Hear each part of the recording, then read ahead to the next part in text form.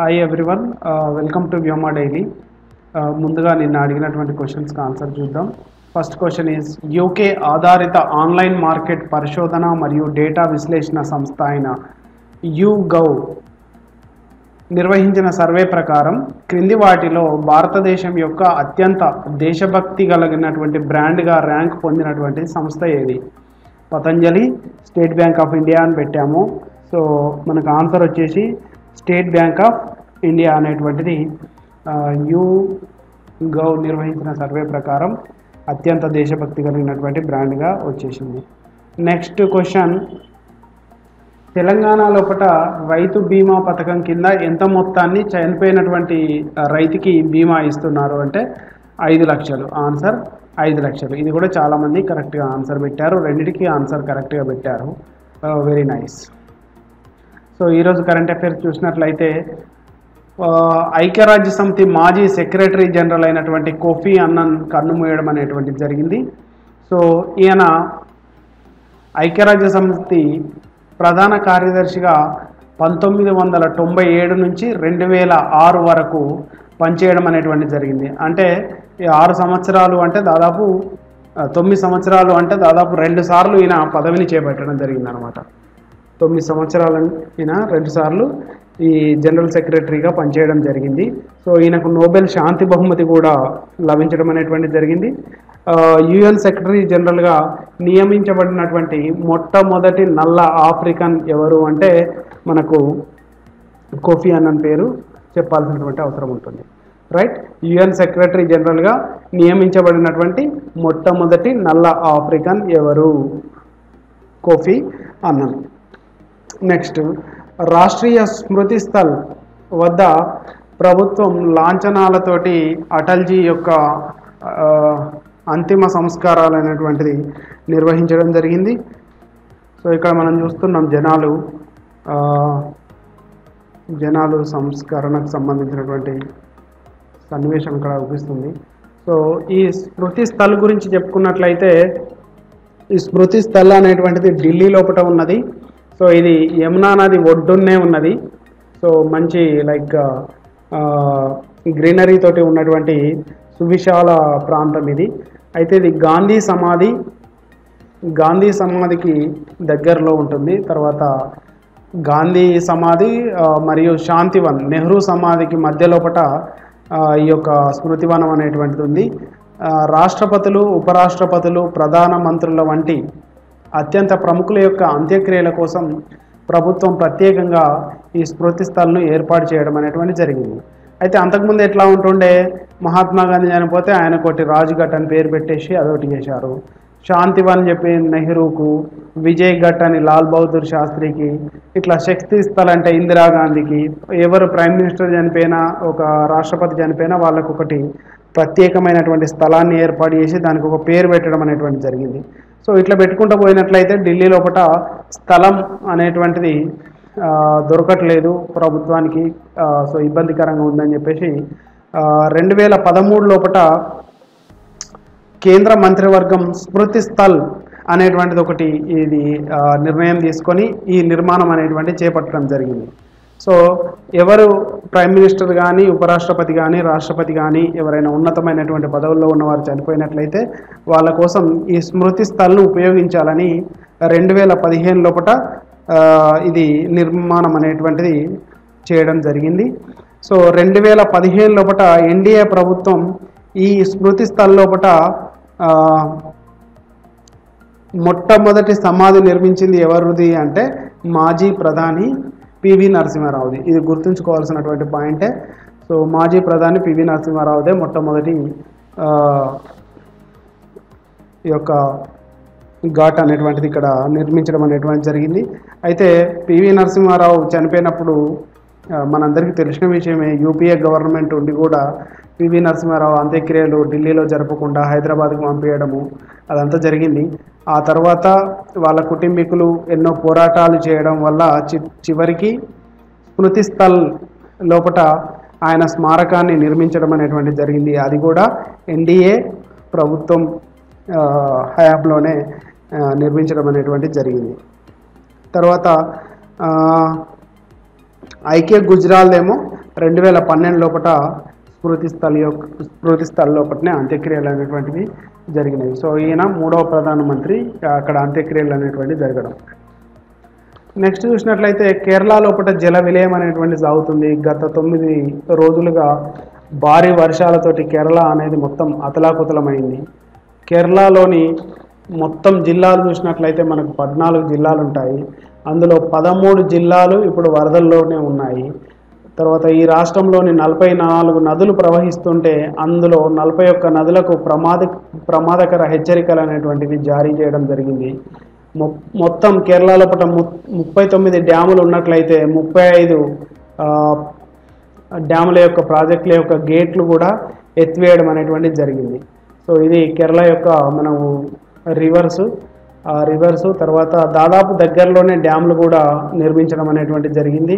ఇక్కడ చూడవచ్చు మనం నెయ్యర్, తర్వాత కల్లాడ రివర్, ముల్లాయార్, మనకు ఎక్కువగా తెలిసినటువంటి పేరు పంబా రివర్, అయ్యప్ప స్వాములు వెళ్ళేటువంటిది పంబా రివర్, ఇక్కడ పెర్లియార్ రివర్, ఇవన్నీ కనబడుతున్నాయి. ఇక్కడ మనకు కొచ్చి కేరళ యొక్క రాజధాని కనబడుతున్నది.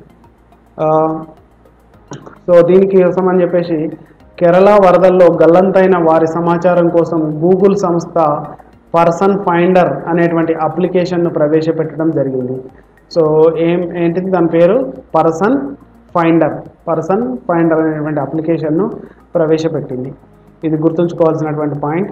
నెక్స్ట్ వరదలతో అతలాకుతలమవుతున్నటువంటి కేరళకు తక్షణ సహాయంగా ప్రధానమంత్రి నరేంద్ర మోదీ 500 కోట్లు ప్రకటించడం అనేటువంటి జరిగింది. బాధితులను కాపాడేందుకు ఎన్డీఆర్ఎఫ్ జాతీయ విపత్తు నిర్వహణ విభాగంతో పాటు త్రివిధ దళాలు రంగంలోకి దిగాయి. ఇప్పటికే army, coast guard, NDRF, navy దళాలు సహాయ చర్యల్లో పాల్గొంటున్నాయి. సో ఇక్కడ మనం చూసినట్లయితే ఎన్డీఆర్ఎఫ్ అంటే ఫుల్ ఫామ్ ఎన్డీఆర్ఎఫ్ అంటే నేషనల్ డిసాస్టర్ రెస్పాన్స్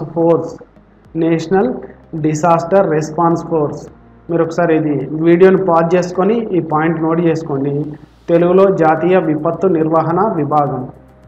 సో దీని యొక్క మోటో వచ్చేసి సేవింగ్ లైవ్ అండ్ బియాండ్ అనేటువంటి మోటో. ఇది హోంశాఖ, మనకు జాతీయ కేంద్ర హోంశాఖ క్రింద పనిచేస్తుంది ఎన్డీఆర్ఎఫ్ అనేటువంటిది.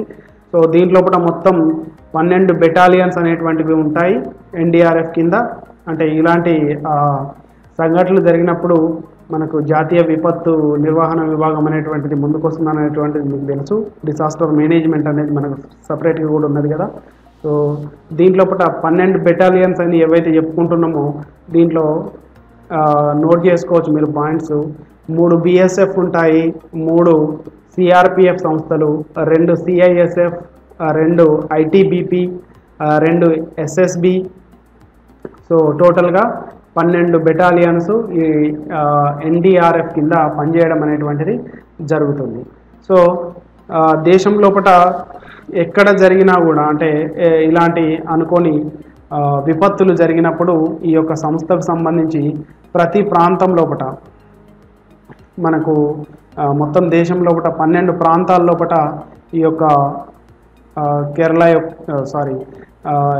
ఈ ఎన్డీఆర్ఎఫ్ యొక్క హెడ్ క్వార్టర్స్ లైక్ లొకేషన్స్ అనేటువంటివి ఉండడం అనేటువంటిది జరిగింది. సో ఈ కేరళ చూసినట్లయితే మనకు అర్రక్కడోమ్, దీని పేరు వచ్చేసి 04B అని అంటాం. సో ఇక్కడ మనం చూడొచ్చు ఎన్డీఆర్ఎఫ్ బెటాలియన్స్ అని. కేరళది ఇక్కడ ఉంటుంది 04B అనేటువంటిది. సో ఇది దీని యొక్క ఆఫీస్ ఎక్కడ ఉంది అంటే అర్రకోణం అనేటువంటి స్థలం లోపల ఉన్నది. ఇది హ్యాండిల్ చేసేటువంటివి ఏంటి అంటే అండమాన్ నికోబార్ ఐలాండ్స్. దీనికి ఏమన్నా ఇలాంటి వరదలు ఇలాంటివి వచ్చినప్పుడు 04B అనేటువంటిది బెటాలియన్ అనేటువంటిది ముందుకు వస్తుంది. తర్వాత కేరళ, పాండిచ్చేరి, లక్షద్వీప్, తమిళనాడు. సో ఇక్కడ లక్షద్వీప్, తమిళనాడు, కేరళ, ఈ అండమాన్ నికోబార్ ఐలాండ్స్ ఈ ప్రాంతాలకు ఇది ఇన్ఛార్జ్ అన్నమాట 04B అనేటువంటిది. సో ఇది మీరు గుర్తుంచుకోవాల్సింది కేరళలో జరుగుతుంది ఇప్పుడు కాబట్టి 04B బెటాలియన్ అనేటువంటిది ఇంపార్టెంట్. సో వివిధ దేశాలు మన దేశంలో ఉన్నటువంటి వాటికి ఇంకా డిఫరెంట్గా ఉన్నాయి. మనకు ఇప్పుడు ఏపీ తెలంగాణకు చూసినట్లయితే ఇక్కడ 10BN 10BN బెటాలియన్ అనేటువంటిది సపోర్ట్ చేస్తుంది, రైట్. ఇంకా ఇది కాకుండా ఎన్సిఎంసి అనేటువంటిది కూడా ఉన్నది. ఎన్సిఎంసి అంటే national crisis management committee, national crisis management committee. దీంట్లోపట దీని పేరే మనకు అర్థమవుతుంది కమిటీ అని. సో ఇలాంటి వరదలు బీభత్సాలు జరిగినప్పుడు ఎన్సిఎంసి కూడా వచ్చి హెల్ప్ చేస్తుంది. సో దీంట్లోపట క్యాబినెట్ సెక్రటరీ, చైర్మన్, తర్వాత పిఎం యొక్క సెక్రటరీ, తర్వాత వివిధ డిపార్ట్మెంట్స్ ఏవైతే ఉన్నాయో దానికి సంబంధించినటువంటి డిపార్ట్మెంట్స్ లైక్ అగ్రికల్చర్ డిపార్ట్మెంట్ కావచ్చు, తర్వాత యానిమల్స్ డిపార్ట్మెంట్ కావచ్చు, దీనికి సంబంధించినటువంటి సెక్రటరీస్ ఎవరైతే ఉన్నారో దాంట్లో మెంబర్స్గా ఉంటారు. సో అది కూడా మనకు ఎన్సిఎంసి, నేషనల్ క్రైసిస్ మేనేజ్మెంట్ కమిటీ కూడా దీంట్లోపట ఈ యొక్క వరదలు బీభత్సాలకు సంబంధించి వాళ్ళు కూడా ముందుండి హెల్ప్ చేస్తుంటారు, రైట్. సో మీకు దీనికి సంబంధించి ఇంక ఇన్ఫర్మేషన్ ఏదైనా కావాలంటే మీరు కామెంట్ రూపంలో పెట్టచ్చు. మీకు ఇది ఇన్ఫర్మేషన్ సఫిషియెంట్గా ఉంటే మీరు లైక్ చేయండి, కింద ఐ లైక్ ఇట్ అని కామెంట్ కూడా పెట్టండి ఫ్రెండ్స్, సో దట్ మాకు కూడా కొంత ఎంకరేజ్మెంట్ లాగా ఉంటుంది, రైట్.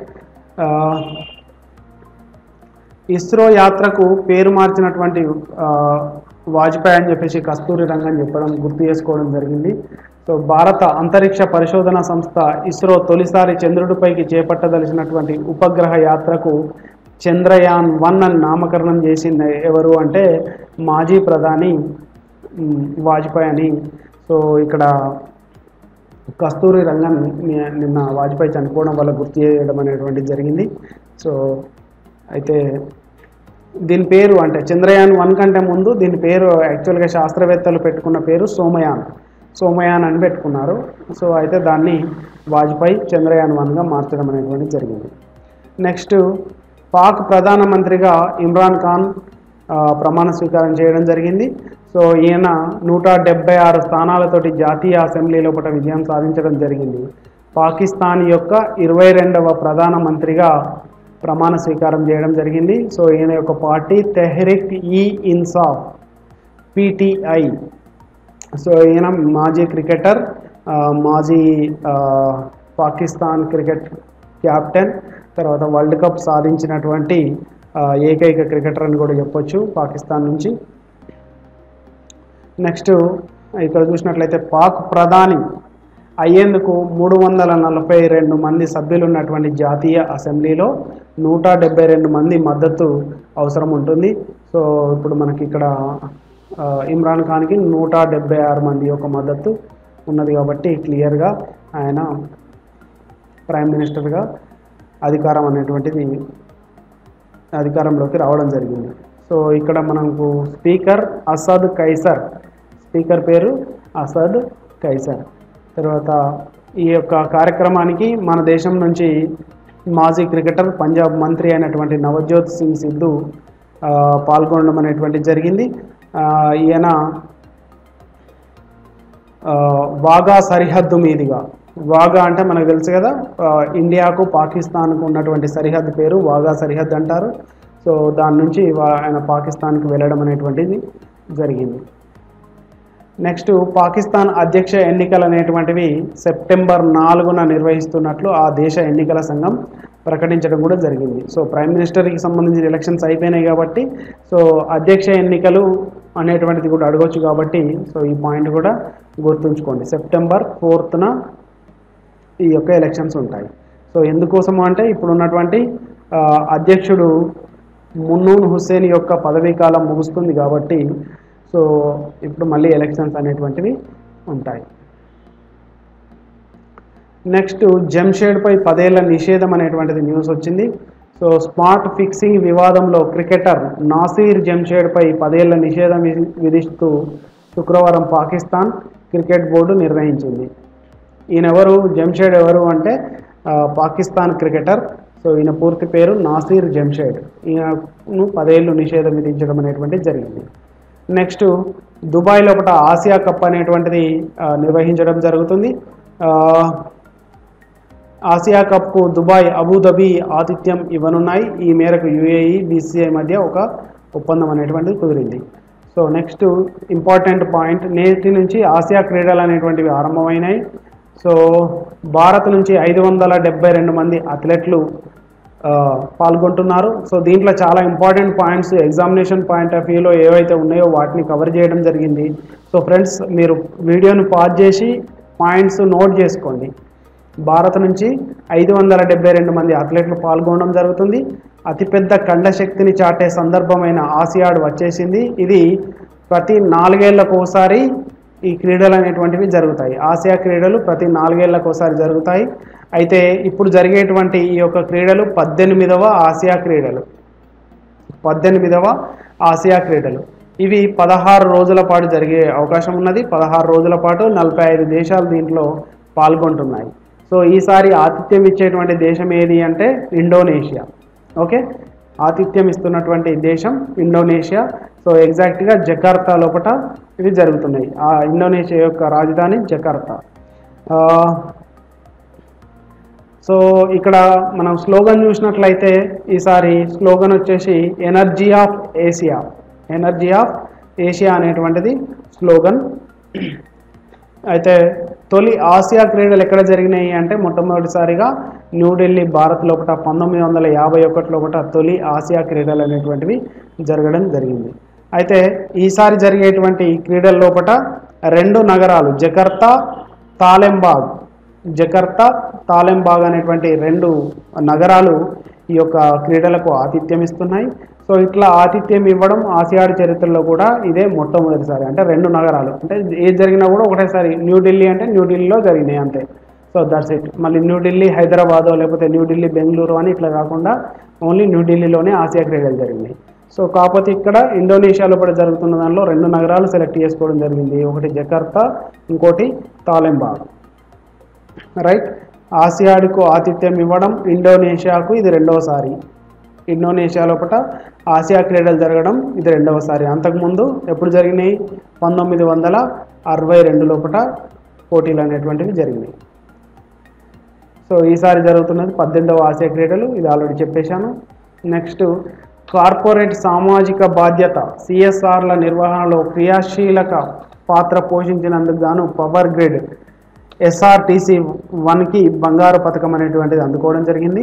సో దీన్ని తెలుగు రాష్ట్రాల governor, red cross society president Narasimhan ఈ అవార్డు ప్రదానం చేయడం అనేటువంటిది జరిగింది.